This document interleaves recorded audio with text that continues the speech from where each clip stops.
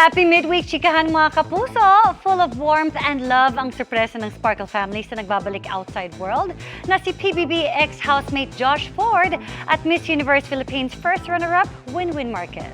Ang priceless reactions ni na Win at Josh sa chika ni Lars Santiago.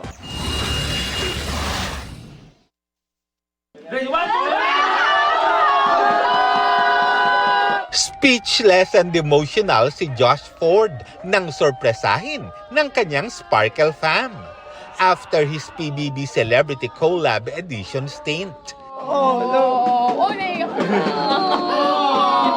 Present sa surprise si Sparkle GMA Artist Center, First Vice President Joy Marcelo at kapwa Sparkle artists ni Josh na nagbigay sa kanya ng warm hugs. This feeling is crazy. I'm speechless right now. Parang nanginginig ako. Parang kinabahan ako bigla. Hindi ko alam na may surprise. So, I'm super happy. Yung welcome back sa akin, sobrang soft, you know. Ang dami po nagmamahal sa akin. So, I'm over the moon actually, and I'm so thankful and grateful. Sa kabila niyan, aminado si Josh na sobra siyang nalungkot nang ma-evict siya sa bahay ni Kuya. Pangarap ko po talaga ito eh. Hindi ganun po pangarap ko, kundi ng family ko and ng mga friends ko na past, my dad. Kaya pagkalabas pa lang, pamilya niya kaagad ang kanyang sinamahan. Called my mom straight away. Kahit na yung sobrang bigat ng pakiramdam ko noon, una ko talagang tinawag mom ko. And I don't know, sobrang na-miss ko talaga yung mom and family ko. Mga kapatid ko, kuya ko, and both my younger sisters. From Sparkle housemate to Sparkle beauty queen. Hello, congratulations!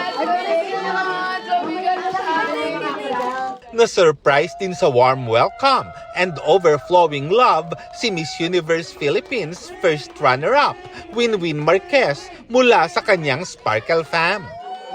Sa ngayon, busy pa raw si Win sa ilan pang responsibilidad sa Miss U Philippines. I'm still doing shoots for them, for sponsor shoots, kasi medyo marami akong nakuhang awards from them, so I have responsibilities with that pa din po.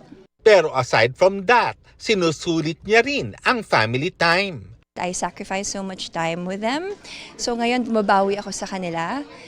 We'll see siguro after a few weeks and then we'll plan kung ano yung next. Open pa rin naman daw si Win na tumanggap ng projects na ibibigay sa kanya ng Sparkle. Huwag i-close ang door talaga, di ba? Because we'll never know what's gonna happen next. I-enjoy ko muna kung ano yung dumating sa akin, i-enjoy ko kung anong meron ako ngayon.